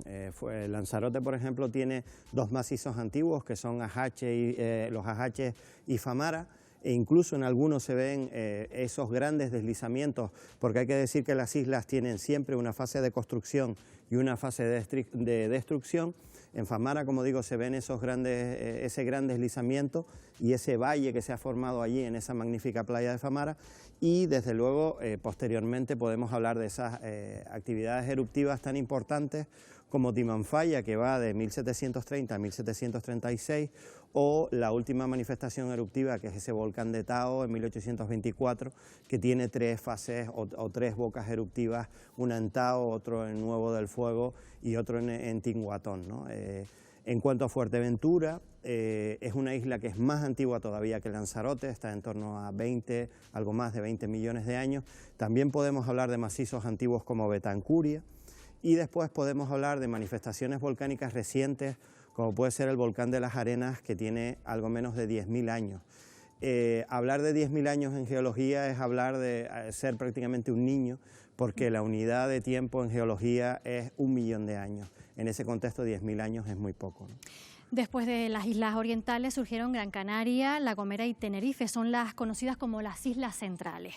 ¿El hecho de que sean más jóvenes que las islas de Fuerteventura y Lanzarote hace que tengan mayor actividad volcánica, Jaime? Siguiendo la teoría del hotspot o punto caliente clásico, pues en lógica podría parecer que sí, y sin embargo hemos hablado de que Lanzarote, que es una isla muy antigua, ha tenido una manifestación volcánica masiva o muy intensa como es Timanfaya. En el caso de Gran Canaria estamos hablando de 14-15 millones de años de mayor antigüedad. Podemos dividir la isla en dos, en la parte noroeste, que sería la Paleocanaria o la Canarias antigua, y la parte sureste, que sería la Neocanaria, y en ese contexto podemos ver la parte noroeste surcada, en este caso de muchos barrancos, y la otra parte, digamos, con menos barrancos, ¿no? Y podemos hablar en concreto de una manifestación volcánica que es la más antigua de Gran Canaria, que es la caldera de Bandama, que Francisco Pérez Torrado, el catedrático de Geología de la Universidad de Las Palmas de Gran Canaria, pues data en torno a 2.000 años. Ahora vayamos a Tenerife. ¿Qué características tiene esta isla? Tenerife es una isla pues, que tiene básicamente 5 grandes edificios volcánicos. Podemos hablar de 3 edificios antiguos, donde se han datado las edades más antiguas, que es el macizo de Adeje, se ha datado en torno a 11,6 millones de años. Luego estaría Naga, estaría Teno, estaría la dorsal noreste, que es una especie de edificio a 2 aguas, en cuya cumbre hay una serie de alineaciones de volcanes, un poco parecido a lo que sucede en Cumbre Vieja en La Palma, y estaría el edificio central de las Cañadas del Teide. También podemos hablar de una pequeña dorsal, la dorsal de Abeque, que es la dorsal noroeste, que es donde aparece, digamos, el último volcán activo de Tenerife, que es el Chinllero, en 1909, y es donde se produce esa última crisis sísmico-volcánica que tuvo lugar en Tenerife en el año 2005. Y en este recorrido, ¿qué podemos decir de la isla de La Gomera? Pues una isla muy interesante porque, como hemos hablado de construcción y destrucción, podemos decir que las islas volcánicas necesitan, para alimentarse, para permanecer, necesitan volcanes. Y la isla de La Gomera, lamentablemente, en los últimos 2 millones de años no ha tenido volcanes. ¿Qué es lo que supone para La Gomera? Pues que tiene más parte sumergida que parte emergida. Si la isla de La Gomera no sufre erupciones volcánicas en los próximos miles de años, llegará un momento en que se hundirá y pasará a ser como algunas islas de Galápagos o de Hawái, que están ya bajo el océano y que no han tenido actividad volcánica reciente. Este es un dato interesante porque con todo lo que estamos viviendo parecería una contradicción que no haya erupciones, ¿no? Que tampoco es tan bueno. No es tan bueno porque necesitamos esa actividad volcánica para permanecer. Hay que tener en cuenta que las actividades, la erosión es muy potente. Estamos hablando que estamos rodeados de un océano. Tenemos la acción del aire, tenemos la acción del agua en tierra. Es decir, la erosión está actuando siempre. Ha habido lugares de otras islas que han sufrido grandes regresiones de la costa precisamente porque esos fenómenos erosivos no paran de actuar, ¿no? Finalmente, Jaime, vamos con las islas más jóvenes, La Palma y El Hierro, precisamente en estas islas donde ha habido actividad volcánica en este mismo siglo. Vamos a ir primero con El Hierro, aunque es la isla más joven. ¿Qué características tiene? Pues El Hierro, como dices, es una isla muy joven, pero que ha crecido muchísimo, tiene una altura bastante considerable con respecto a la superficie. Eso ha motivado que haya sufrido también grandes desplomes, grandes deslizamientos. Y bueno, tenemos como curiosidad que decir que en la superficie del Hierro se produce una erupción que está discutida. Hay un trabajo del geólogo Alfredo Hernández Pacheco que habla de una posible erupción en 1793 que está discutida, que está datada por carbono 14, por unos restos vegetales que se encontraron. Lo sitúa en Lomo Negro, muy cerca de la hoya del Verodal, y sí que de lo que sí estamos seguros que en 2011 se produce esa erupción submarina que, bueno, que tanta atención generó en todo el mundo y que realmente fue, podemos considerar ya la antesala de esta que estamos viviendo ahora, ¿no? Acabamos, Jaime, con La Palma, que es la isla que nos lleva ocupando y preocupando en las últimas semanas. ¿Qué podemos decir de La Palma? Es una isla verdaderamente que llama la atención, sobre todo por esa gran caldera volcánica y en parte volcánica, en parte de hundimiento. Es una isla también cuya parte norte es más antigua, se ve claramente por esa red de drenaje de grandes barrancos y con esa alineación de volcanes, esa dorsal de Cumbre Vieja que recorre toda la parte sur, donde prácticamente no vemos ningún volcán y vemos muchos volcanes, pero no vemos barrancos porque es mucho más joven. Ahí se han producido prácticamente todas las erupciones históricas de La Palma. Se produjo la del Teneguía en 1971, hace 50 años. El 26 de octubre, es decir, pasado mañana, se cumplen 50 años de la erupción del Teneguía y ahora, pues desde este día de septiembre, podemos hablar de ese nuevo volcán que todavía no tiene nombre, que yo hago votos aquí para que llegue un momento en que la ciudadanía palmera pues lo bautice, le ponga nombre, cuando realmente toda esta tragedia y toda esta dificultad pues haya ido mitigándose poco a poco, ¿no? 19 de septiembre, esa fecha, nos quedamos con esa fecha. Jaime, muchísimas gracias por aclararnos y profundizar más en este tema. Gracias. Te pido que vuelvas a la mesa para continuar con el resto de tertulianos. Gracias. Muy interesante todo lo que ha contado Laura, porque además este titular de si no hay erupciones en los próximos miles de años en islas como La Gomera podrían desaparecer, hombre, pues cambia un poco la perspectiva que tenemos todo de la situación. Has dicho eso, ¿no? Sí, sí, lo he dicho y realmente es que gracias a los volcanes estamos todos aquí, estamos todos sentados aquí. Si no fuera por los volcanes, ni siquiera podríamos estar sentados en este plato de televisión. Bueno, pues esa es otra perspectiva que muchos no nos habíamos planteado hasta este momento. Bueno, tras este repaso al archipiélago volcánico en el que vivimos en este territorio, destaca el Teide. Es la tercera estructura volcánica más alta y más voluminosa del planeta. Sin embargo, su potencial es insignificante si lo comparamos con los llamados supervolcanes, de los que hay una veintena repartidos por todo el mundo. ¿Cómo son y qué potencial tienen estas inmensas áreas volcánicas? Lo vamos a ver en un interesante vídeo que les hemos preparado.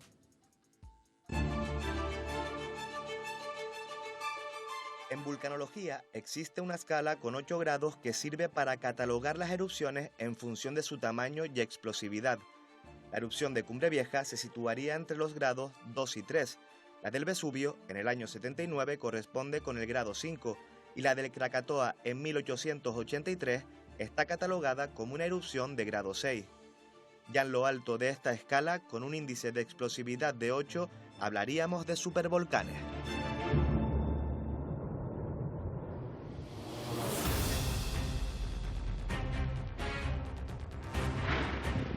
Se trata de volcanes que tienen una cámara magmática bajo la corteza miles de veces más grande que la de los volcanes normales y que de entrar en erupción podría acabar incluso con la civilización. Según los expertos, existen 20 supervolcanes conocidos en la Tierra, con un tiempo entre erupciones de 100.000 años. El supervolcán situado en el lago Toba, en el norte de la isla de Sumatra, o el Taupo en Nueva Zelanda, serían algunos ejemplos. Y el que se encuentra en el Parque Nacional de Yellowstone, en el oeste americano, que entró en erupción hace 640.000 años, es en la actualidad uno de los que más probabilidades tiene de volver a despertar. Si esto ocurriera, causaría un invierno volcánico durante años que eliminaría la agricultura y la ganadería, generando una crisis de alimentos mundial en solo 74 días que llevaría a la humanidad al borde de la extinción, según Naciones Unidas. Pero, ¿se podría evitar de alguna manera? Partiendo de la base de que las erupciones volcánicas suceden por la acumulación de calor producido por el magma que corre bajo la corteza terrestre, desde la NASA defienden que la única manera de poder evitar que Yellowstone o cualquier otro supervolcán entre en erupción es extrayendo ese calor que queda atrapado en su interior. Para ello, proponen la excavación de pozos de 10 kilómetros de profundidad en puntos estratégicos y hacer circular agua, creando una fuente de energía termal. De este modo se iría extrayendo poco a poco el calor acumulado por el volcán, reduciendo su temperatura año tras año. La energía obtenida con esta técnica serviría para abastecer a millones de hogares en Estados Unidos. Pero, ¿es viable esta solución? Y lo más importante, ¿se podría emplear a menor escala para evitar otras erupciones volcánicas como la ocurrida en La Palma? Bueno, pues retomo la pregunta, se la traslado a Candelaria Martín, doctora en geología. ¿Es viable esta solución de la NASA para evitar que despierten estos supervolcanes? Y lo más importante, ¿se podría emplear a menor escala que la que hemos visto para evitar otras erupciones volcánicas como la que está ocurriendo en La Palma? Bueno, es sorprendente esta propuesta, la verdad. Realmente lo que proponen es enfriamiento con agua a través de conductos. Realmente lo está haciendo la naturaleza ya. O sea, todo el sistema del campo de géiseres que hay en Yellowstone, pues funciona como están describiendo, ¿no? Una serie de conductos subterráneos a través de los cuales pues se recarga agua a temperatura ambiente normal, desciende en profundidad, se calienta, o sea, roba o capta calor del terreno y se emite a la superficie, ¿no? Hacer esto a mayor escala y a mayor profundidad de forma artificial, bueno, pues reproducir lo que está haciendo la naturaleza. Lo que pasa que, pues no creo que sea... Eso es como, no sé cómo poner un símil, pero es como hacerle cosquillas a un gigante, ¿no? O sea, es como intentar pinchar con una agujita una cosa inmensa, ¿no? Estamos hablando que el enfriamiento de las rocas es muy lento, y más en profundidad. Entonces, lo que se pudiera conseguir con eso, pues no lo ha conseguido la naturaleza en decenas de miles de años o cientos de miles de años. Con ese campo de géiseres activos, lo que podamos hacer nosotros, creo que... Hay que decir que la posibilidad de que un supervolcán entre en erupción es bastante más alta de lo que se creía. A esta conclusión ha llegado un equipo internacional de investigadores después de estudiar un antiguo supervolcán en Indonesia. Este tipo de cráteres permanecen activos durante miles de años, lo que hace necesario repensar, Jaime Coello, bueno, la manera de prevenir estos eventos. Es curioso, hay muchas investigaciones al respecto sobre supervolcanes. Hay, por ejemplo, muchos estudios sobre un gran volcán que se produjo en Islandia en torno al año 1000. Clay Oppenheimer, que es un profesor de la Universidad de Cambridge, que ha estado en La Palma estos días, hizo un estudio magnífico sobre cómo incluso llega a afectar a la estructura político-religiosa de Islandia. El cristianismo se impone en Islandia porque de alguna manera los sacerdotes convencen a los islandeses de que sus dioses, Odín, Thor y demás, no les están protegiendo y ellos sí les van a proteger. Si nos vamos más adelante en el tiempo, nos encontramos el Tambora, que en 1826 produce un cambio climático a nivel mundial, produce lo que se llama el año sin verano, e incluso, bueno, pues influye en el avance de Napoleón en la batalla de Waterloo, hace que su ejército, que es muy movible, no pueda ir con tanta rapidez, y hay quien achaca a esa causa que pierda la batalla, y es el año en que se escribe Frankenstein. Mary Shelley y todas estas personas, Lord Byron y demás, están en ese lago, al borde de un lago suizo, no pueden salir a recorrer esos campos y se tienen que quedar y hacen un concurso que da lugar a Frankenstein. Es decir, los volcanes son mucho más que el fenómeno volcánico, tienen manifestaciones culturales, sociopolíticas. En este volcán de Islandia que te cuento, se genera una hambruna en China que provoca el cambio de emperador. Es decir, estamos hablando de eventos realmente potentes y cuando son supervolcanes, pues son todavía más potentes, ¿no? Indudablemente un volcán, aparte de su protagonismo geológico, tiene un protagonismo social increíble. En La Palma los volcanes ya son parte de la historia, parte del atractivo turístico, parte de la propia leyenda. María Rosa Alonso, nuestra gran bibliógrafa, situaba el volcán, un volcán todavía no determinado, en la mitad del siglo XV, con la invasión del doncel Guillén Peraza a hacer una rafia de esclavos benahoritas en La Palma. No se ha determinado ese volcán todavía, pero ya está vinculado a un hecho extraordinario, ¿no?, que es que La Palma figure con un volcán en los albores de la lírica castellana. El volcán de Tajuya, lo describe Torriani perfectamente, uno de los relatos, yo creo que geológicos más importantes que tenemos y una piedra angular del estudio de la naturaleza en Canarias. El volcán de 1646, un volcán importante, con descripciones del Cabildo de La Palma muy notables y muy precisas, ya va a significar que sea uno de los motivos por el que los palmeros van a pedir el establecimiento de la Bajada de la Virgen, que se establece en 1676 con el obispo García Jiménez en La Palma, y que sin embargo a este mismo obispo le ocurre un volcán un año después, en 1677, que consecuentemente sepulta la Fuente Santa. Fuente Santa, que era una parada obligatoria de navegantes, incluso dan la posibilidad de que Hernán Álvar Núñez, cabeza de vaca, pasa por La Palma, intenta curarse una enfermedad muy común en aquel momento, que habíamos exportado los europeos a América y que luego se contagiaron ellos mismos, la sífilis, y recibe los baños en la Fuente Santa. Curiosamente, yo pienso que puede haber alguna relación del topónimo de Fuente Santa, de Cabeza de Vaca, con este hecho. ¿Por qué? Porque no había un capitán o conquistador de América que no pasara por los hacendados de Argual y Tazacorte, que eran los ricos de La Palma entonces. Esa es la parte social. Y yo no me quiero marchar de aquí sin preguntarle a Candelaria, por ejemplo, datos llamativos que vamos leyendo. Yellowstone es la caldera volcánica más monitorizada de todo el planeta, de todo el mundo. Y dicen que si se despertara, solo el polvo expulsado por esta estructura cubriría la mitad de los Estados Unidos y no dejaría pasar la luz del sol, creando un invierno perpetuo que provocaría una hambruna mundial. Esto habla del poder de estos. Sí, por eso está monitorizado, porque ya le vale, ¿no? O sea, son estructuras muy, muy peligrosas y de hecho, bueno, se estima que la probabilidad de que ocurra un evento de este tipo o una catástrofe de estas magnitudes, la probabilidad es mayor. La posibilidad de que ocurra es mayor que tengamos un cataclismo por un impacto meteorítico, ¿no? Pero... Perdón, se me fue la pregunta. No, digo que son datos que asustan, ¿no?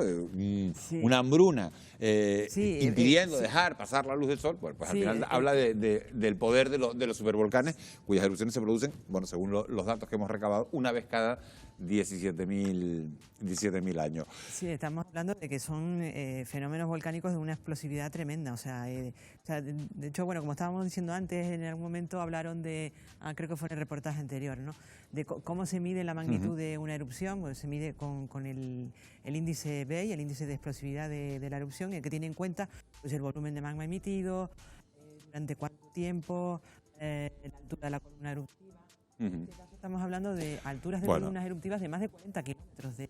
Eso se dispersa por la atmósfera a nivel global y... Lo vamos a dejar aquí esta parte. Candelaria Martín, doctora en Geología por la Universidad de La Laguna. Muchísimas gracias por habernos acompañado, por haber participado en esta mesa. Luis Ortega, periodista, un placer como siempre tenerte aquí. Y Jaime Coello, has dado datos muy interesantes, director de la Fundación Teleforo Bravo. Gracias por haber compartido este tiempo hablando de volcanes. En todo caso, lo importante es conocer, como estábamos hablando de estos supervolcanes, el potencial que tienen estas estructuras y sobre todo cómo anticiparse a ellos con la tecnología de la que disponemos. Vamos unos minutos a publicidad y a la vuelta volvemos a acercarnos a la realidad de lo que está ocurriendo en estos momentos en la isla de La Palma.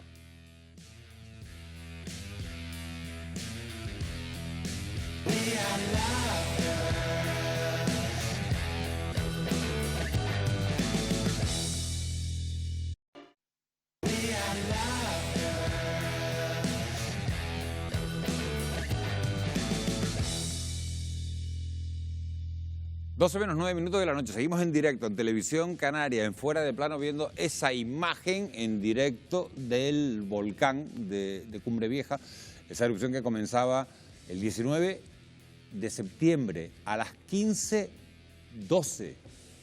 Afrontamos la tercera semana de erupción y fíjense cómo ese volcán de Cumbre Vieja, a esta hora de la noche, cuando estamos a punto de llegar a la medianoche, sigue expulsando lava y piroclastos hacia la atmósfera de esa manera y con esa fuerza. Dicen los científicos que el volcán está equilibrado, que está en una fase estabilizada, pero eso no quita para que en las últimas horas se hayan producido distintos temblores. Fíjense, en la villa de Mazo, un temblor de 4,2, eso sí, a 35 kilómetros de profundidad. Otro en Fuencaliente esta noche a las 9:20, de menor intensidad, de 3,6 y ya a 35 kilómetros de profundidad. Todo eso es lo que estamos viviendo, lo que está provocando este volcán en Cumbre Vieja, en la isla de La Palma. Imagen en directo que saben que Televisión Canaria tiene continuamente puestas las 24 horas del día para que podamos ir viendo esa evolución y cómo ha ido cambiando de forma el volcán. Vamos a continuar hasta ahora de la noche con la segunda parte del reportaje que hemos elaborado sobre lo que hemos venido a llamar como la factura del volcán, una cuenta que no deja de crecer para muchos sectores económicos.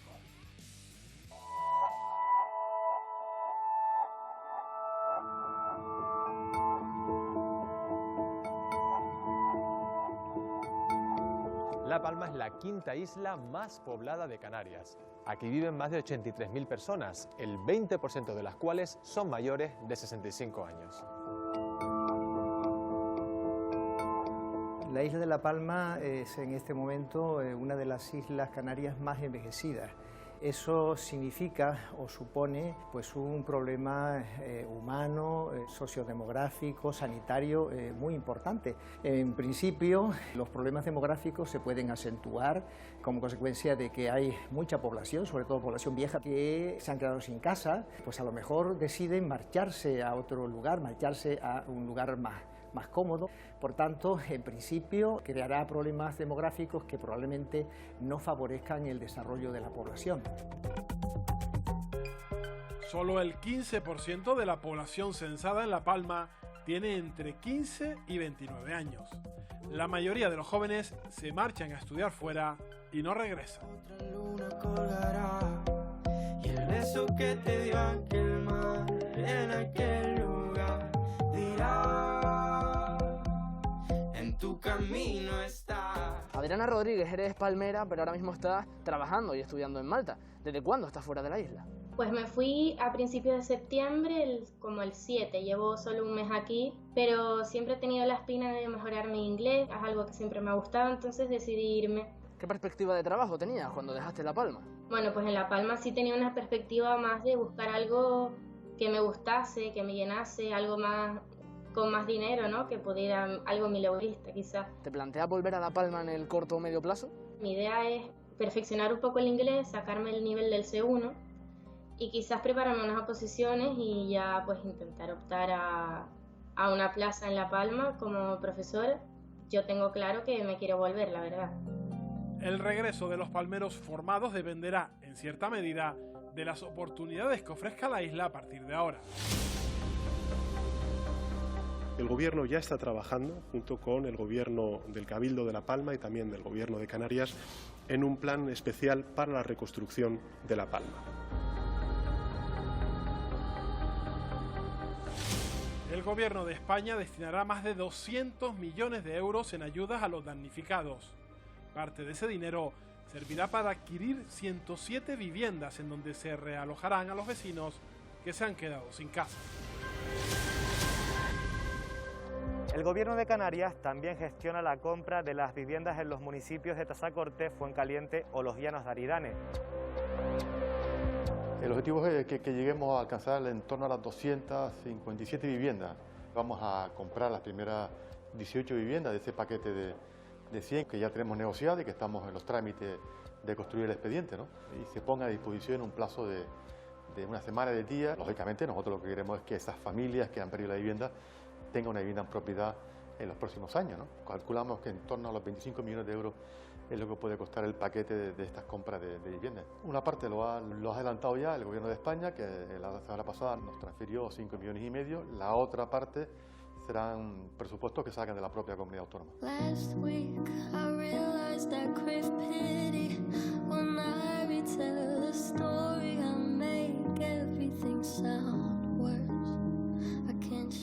Este es el tercer volcán que los palmeros viven en las últimas 7 décadas. Pero otras islas, como Lanzarote, ya sufrieron los daños de la lava hace siglos.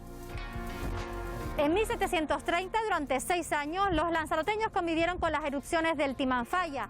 Hasta 11 poblaciones desaparecieron bajo el material volcánico que cubrió una cuarta parte de la isla. Benigno, ¿cómo cambiaron el paisaje de la isla las erupciones del Timanfaya? Pues la zona afectada por la erupción eran sobre todo campos de cereales y pues claro, todos esos campos quedaron quemados, cubiertos los cultivos y por supuesto todas las infraestructuras de vías, de caminos reales que había pues quedaron destruidas. Unas 200 y pico casas eran caseríos pequeños y cuando Castilla se entera de que hay una erupción en Lanzarote prohíbe bajo pena de muerte abandonar la isla porque tiene miedo de que fuera invadida por piratas o árabes que ya hacían incursiones en la isla, ¿no? Pasados los años, el Parque Nacional de Timanfaya es hoy un punto de interés turístico importantísimo. ¿Cómo lograron hacer esa adaptación? Había que hacer accesos, de hecho se machacaban las lavas y se ponía rofe o picón en esos campos para que el camello pudiera llegar a esos sitios completamente sepultados por la lava. Por poner un ejemplo, el acceso a las montañas del fuego, en la primera fase está asfaltada con motivo de la visita de Franco a la isla en el año 1950. Cuando se hace la primera potabilizadora en 1964, ya se puede pensar en construir hoteles y traer turismo a la isla. Una arquitectura que tiene que aprender a vencer el viento, que tiene que orientarse bien para poder captar el sol suficiente, que tiene que controlar la temperatura del interior, que tiene que controlar los grados de humedad y por encima de todo que tiene que aprovechar hasta la última gota, dado que es una isla donde no llueve. El paisaje de La Palma es un paisaje completamente diferente al de Lanzarote y la climatología es diferente, pero yo creo que los modelos de arquitectura sostenible son absolutamente posibles y más que posibles son absolutamente necesarios.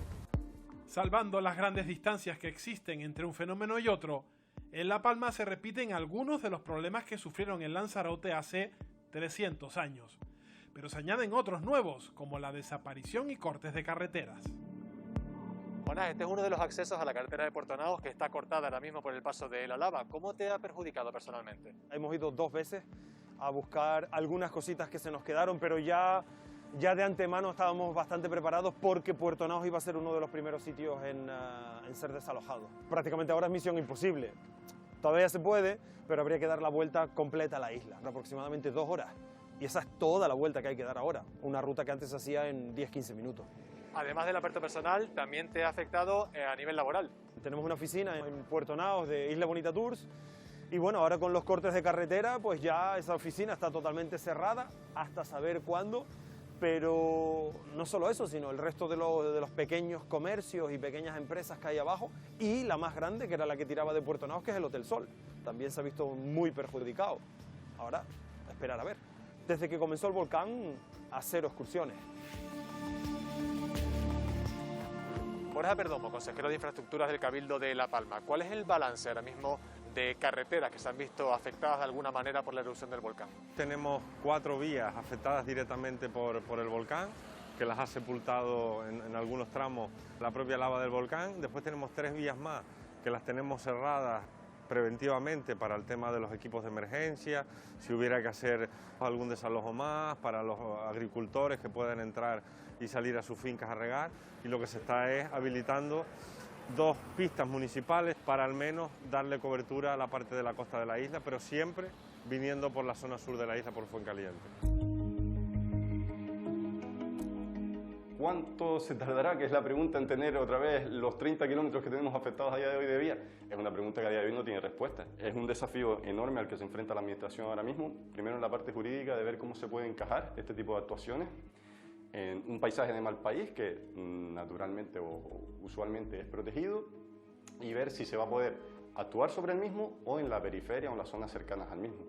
Construir en roca es de los casos normalmente más costosos, porque la maquinaria tiene serias dificultades, usualmente hay que atender a metodologías de voladura y eso implica unas dificultades y por tanto unos costes mayores. Los cortes de carretera también han afectado al motor económico de la isla, el plátano. En La Palma hay más de 5.300 productores de plátano y unas 10.000 familias que dependen directamente del cultivo. La fruta representa el 50% del Producto Interior Bruto y el 30% del empleo total. Bueno, Juan Vicente, esta mañana lo que estuvimos hablando en el bar, que te invité a venir a la finca, porque quisieras que valoraras y me dijeras qué hacemos con la fruta y cómo ve el problema que tenemos. Donde nosotros nos dimos cuenta son los trabajadores míos, que aquí más arriba en la finca que tengo la cebada, fueron a deflorar y me llamaron. Me dice, Juan, ¿qué hacemos con estas piñas aquí? Digo, ¿qué pasó? ¿Tú has visto cómo está quedando esto? Esto se arañan todas con la arenilla esta que cuando suelta lo que es el látex pues está manchando toda la fruta. De hecho, cortamos, me parece que fueron 10.000 kilos en bruto. De esos 10.000 kilos quedaron aprovechados 3.000 kilos. Yo en esta semana tenía 560 piñas marcadas. ¿Sabes cuántas corté? Entre los 2 empaquetados, 40 piñas. Corté el primer viaje y digo, no corto más fruta. Pero bueno, tú sabes que nosotros somos gente positiva y de los plataneros estamos acostumbrados a todos los desastres. ¿Es verdad o mentira? Sí. ¿Tú crees, Oscar, que tú ahora por esto nos vas a hacer abandonar esto? No, yo no voy a abandonar. Ya se está hablando por ahí que si lo mejor es diversificar, porque no sé qué, no sé cuál. Nosotros, tú sabes muy bien que yo por lo menos... No, yo no, vamos a ver. Con todos los problemas que ha tenido el plátano, es un sector que ha estado estable. Hace año y medio, cuando el confinamiento, se demostró que ante el mundo, la agricultura fue la que mantuvo el sector y sin comer nadie se podía quedar. Darío, la Jeria es un ejemplo importantísimo de cómo diversificó su economía Lanzarote tras las erupciones del Timanfaya. Pero ¿cómo se dieron cuenta los agricultores de que podían cultivar en este suelo? Su idea en un principio pues, fue recuperar sus terrenos, los terrenos que ellos habían ocupado, lo que fue casi tarea imposible debido a que en muchas zonas encuentras pues 3 metros o hasta más de 3 metros de altura de roce o la ceniza volcánica. Y al llegar al interior del hoyo encontraron que donde está la tierra vegetal, la tierra fértil, se conserva humedad. Entonces pues ahí se dispusieron a plantar pues, otro tipo de cultivos que antes era imposible en Lanzarote, se plantaron viñedos y en esta zona incluso podemos ver pues, otros árboles, higueras.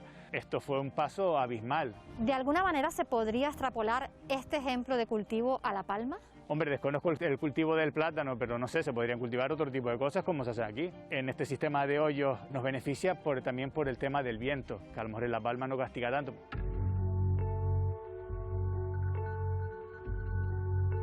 Roberto, usted es viticultor aquí en la isla de La Palma. ¿Cómo ha afectado la erupción del volcán a su cosecha este año? Bueno, a mi cosecha, gracias a Dios, no me ha afectado, porque como un mes antes de este problema tan serio que tenemos aquí, pude vendimiar y se salvó. Tengo un colindante de mi propiedad que pensaba vendimiar el domingo que el volcán salió y no pudo y perdió la cosecha. Sus cultivos se encuentran en la zona de Las Manchas, una de las zonas evacuadas. ¿Usted ha podido volver en algún momento puntual? ¿Qué es lo que se ha encontrado?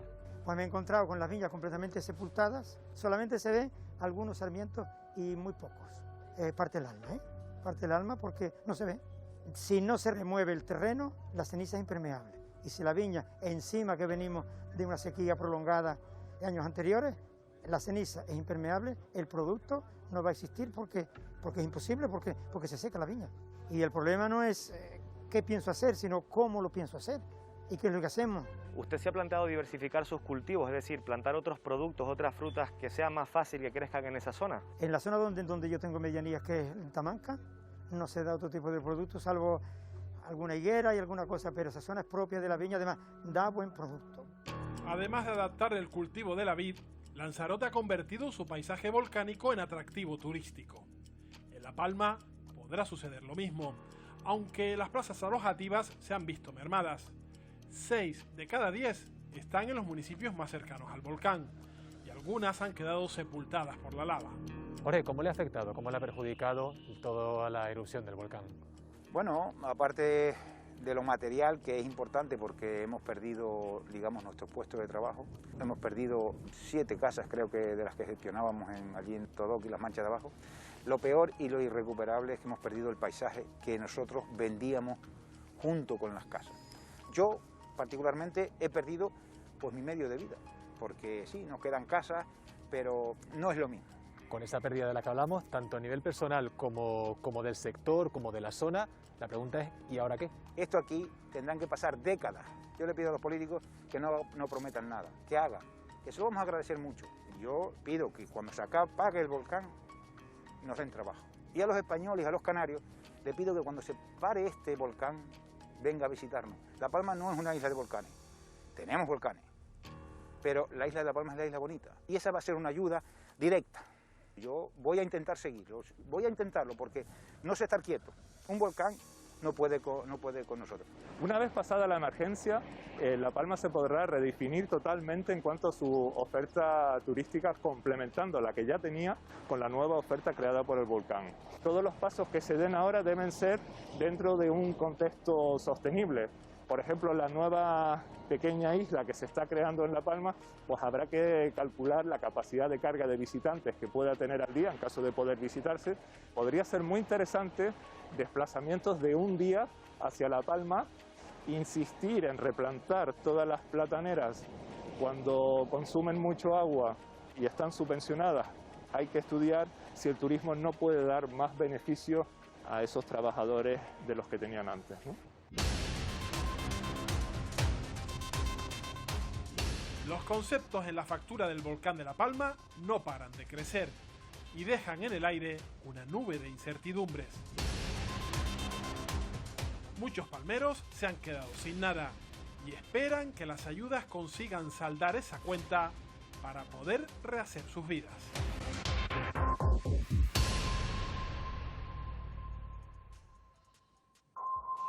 Esperemos que esa ayuda se materialice pronto, quedan escasos minutos del programa y no nos queremos marchar, no nos queremos ir sin volver a La Palma. Allí sigue nuestro compañero Gonzalo Bon. Gonzalo, ¿cuál es la situación hasta ahora de la noche en La Palma? Pues tenemos que destacar ese sismo que se producía hace escasos minutos en la Villa de Mazo de 3,6 grados. También tenemos que recalcar esa evacuación que se producía esta misma noche por parte de los agentes de la Guardia Civil, esa evacuación que era por parte a los trabajadores y técnicos que se encuentran trabajando en la zona de Puerto Naos, en las desaladoras, esas desaladoras que iban a ser instaladas para suministrar el agua a los agricultores. Seguimos nosotros en esta zona, en el cono volcánico, aproximadamente a unos 2-3 kilómetros de distancia y vemos esa fusividad con la que sigue lanzando lava. Un comportamiento, como algunos expertos podrían catalogar, es un comportamiento estromboliano con bastante efusividad y bastante intensidad. Y también tenemos que recalcar esa lava que continúa bajando y lo hace ladera abajo, bajando directamente a la zona del mar. Recordamos esa lava, esa bifurcación que se creaba durante el día de hoy a raíz de ese terreno que se encontraba esa colada principal, bajando directamente a la zona de la Fajana antigua, esa Fajana que conocemos del año 49 del volcán San Juan y que también está a escasos metros, a unos 600 metros de la delta o Fajana que conocemos de hace muy pocos días y que se ha creado a raíz de esa lava que llegaba al mar. Esa Fajana alcanza ya alrededor de unas 40 hectáreas y unos 250 metros de profundidad. Tenemos que seguir muy atentos también a esa intensidad con la que siguen saliendo tanto los piroclastos, esas partículas y esas esa densidad que está lanzando y muy pendiente a esos gases que están detectando las estaciones móviles. Los expertos aseguran que por ahora no tenemos que preocuparnos, que la calidad del aire sigue siendo buena, aunque sí estar muy vigilantes porque la situación puede ir cambiando en cualquier momento. Muy vigilantes sí a esas personas que sufren afecciones respiratorias, siempre utilizar la mascarilla FFP2. También recordar ese sismo de 4,3 grados que vivíamos hoy, es el sismo de mayor magnitud que se vive desde que comenzó la erupción volcánica. Muchas gracias, Gonzalo, por esa última hora desde la isla de La Palma, un sismo que afortunadamente se producía a 35 kilómetros de distancia. Tenemos que corregir un pequeño dato. Hemos puesto en uno de nuestros rótulos que la playa de Los Cancajos estaba en Puerto Nao. No estaba en Puerto Nao, sino está lógicamente en el municipio de Breña Baja. Hasta aquí nuestro programa de hoy. Con esa corrección, como no podía ser de otra manera, nos vamos con la vista puesta en ese volcán de Cumbrevieja. Pero aquí, Laura, no termina la noche. No termina, nos marchamos nosotros, pero les vamos a dejar ahora con un documental que vale mucho la pena. Se titula Telesforo Bravo, el hombre que escuchaba a las piedras. Así que les dejamos con este documental. Muy buenas noches. Feliz descanso. Buenas noches.